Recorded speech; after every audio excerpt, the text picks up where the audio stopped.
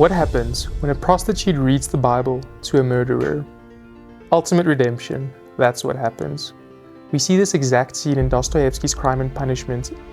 In the previous video, I promised that we'd discuss the prostitute Sonya Marmeladova and how she would ultimately be the good that brings about Raskolnikov's redemption.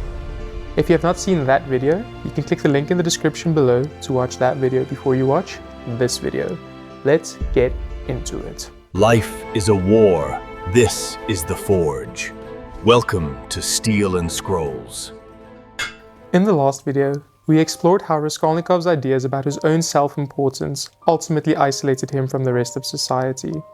Instead of elevating him to the status of king, his actions turned him into a self-loathing, delirious worm. Just when the night couldn't get any darker, he finds the light of redemption in the place he least expected it. Ironically, he finds it in someone whom he previously considered to be inferior to him, Sonya. Let's do a quick refresher on Sonya.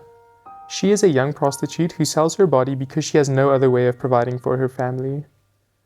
As if that story in and of itself isn't interesting enough, we also learn that she is a devout Christian. But how can this be? How can she live with this tension between her faith and her profession? I think the answer lies in her self-sacrificial nature. She sells herself not for financial gain, but for the benefit of those she is called to love. Her father is an alcoholic who spends any money he can find on a drink. There's a powerful scene in the book where her father returns home from a 5-day drinking spree. Instead of judgment, Sonya gives her father a few coins to buy more drink in order to ease the withdrawal symptoms. She meets inconvenience with love. Her stepmother is the evil stepmother incarnate, dying of tuberculosis. She manipulates Sonya into prostitution, playing on her feelings to care for her younger siblings. She constantly berates Sonya, and she treats her like she's merely a way of providing for the family. How does Sonya respond to this? On her stepmom's deathbed, Sonya comforts her and cares for her in her final hours. Sonya didn't choose her profession for selfish reasons. To the contrary, her motives are purely selfless. She is a Christ-like figure, a model of true sacrificial love. Sonya shows us that love is not found in clean ideas, it's found in the dirty gutters of human relationships. Sonya shows us what active love is. Loving an idea is easy.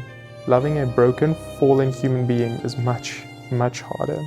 Contrast Sonya's act of self-sacrifice to Raskolnikov's murder for selfish, egotistical gain. He murders to appease his own ego, to prove that he is above everyone else. Sonya places herself below those around her. How do these opposites affect Raskolnikov's view of Sonya? There's a scene in the book where Raskolnikov visits Sonya, and he asks her to read the story of Lazarus from the woman he murdered's Bible. The irony of this scene is that while Raskolnikov tried to prove that he was above everyone else, those below him held the key to his redemption. Sonya read with a feverish intensity. This wasn't just a story to her, it was her reality. If Lazarus can be raised from death, then so could her dead soul. After reading, Raskolnikov bows down and kisses her feet. He says to her, "I did not bow down to you, I bowed down to all the suffering of humanity." He then continues to tell her that he needs her for the path ahead that he must walk. After Raskolnikov confesses to the murder, he is sentenced to serve hard labor in a camp outside a small town in Siberia. Sonya follows him there, and she visits him every single day. Sonya, despite her profession and self-loathing, was filled with light and life. The people in the village where she lived in Siberia loved her, and everyone spoke very highly of her. She supported herself as a seamstress, and her work was to such a degree that she eventually became the preferred dressmaker for the town's wealthy officials and their wives. In spite of her fallen past, the townspeople would seek her out for counsel and comfort. Raskolnikov's fellow prisoners treated her with respect. These hardened criminals would tip their hats whenever she passed by. She helped them write letters to the outside. Raskolnikov, on the other hand, was treated with contempt bordering on violence. Why was there such a big difference between the two people? Sonya was the epitome of a life worth living, and Raskolnikov was a miserable shadow of his former self. The difference extends beyond the fact that one was locked up and one was not. See, the evidence that Sonya was living a life of abundance and fulfillment was found in her relationships with the people around her. The proof of life so to speak, was her good relationships with the villagers and prisoners. That same sacrificial attitude that she displayed to her dysfunctional family members was practiced in her new home. She humbled herself to a servant, and her life flourished as a result. Raskolnikov refused to view himself as less than the others, and he eventually entombs himself in his pride. The author of Man's Search for Meaning, Viktor Frankl, described in the book his experiences as a prisoner of war in the German concentration camps in the Second World War. After coming to terms with his suffering, he noticed that the men who made it through the ordeal, they found purpose in their suffering. They saw their suffering as necessary for them to return to their lives. They oriented themselves towards a future goal or a loved one.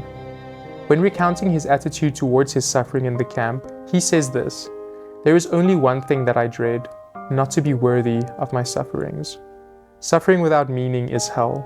Sonya found meaning in her suffering. Voluntary self-sacrifice is the key to finding meaning in suffering. What does suffering look like for us today?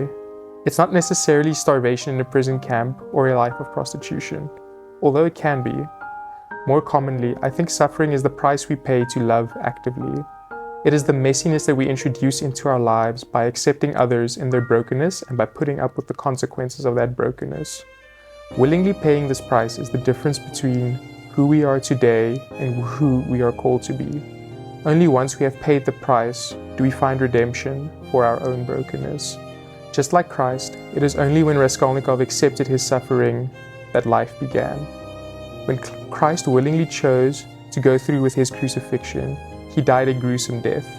However, after 3 days, he emerged from the tomb with the keys of Hades, death himself. Similarly, only when Raskolnikov accepted his punishment did he truly begin to live. Before he hands himself in, he goes to one of the busiest places in the city, the Haymarket, and he bows down and kisses the earth. People around him mock him and call him a drunk. The acceptance of suffering is not at all pretty. It is often dirty and undignified. Redemption is not pretty, but it leads to the ultimate beauty. He realizes why Sonya, who accepted a low station in life, was more dignified than he ever was. Her suffering had meaning. She wasn't just a prostitute. She was a prostitute with a purpose. Her suffering was not in vain. It was for the good of those she loved. In that undignified state, her life was more beautiful than any around her. In his bed in the Siberian prison, Raskolnikov's pride finally shattered, and love had broken through. His new life had finally begun. In the end, his redemption didn't come from a mountaintop or a throne. It came from the mud of the Haymarket and the calloused hands of the girl the world had discarded. We spend our lives trying to outrun our suffering, thinking that beauty is found in perfection. But Sonya shows us the opposite. True beauty isn't the absence of scars. It's the light that shines through them. Don't look for your salvation in the stars. Look for it in the gutter, in the person you'd rather avoid, and in the cross you're afraid to carry. Because it's only when we lose our pride that we finally find our soul.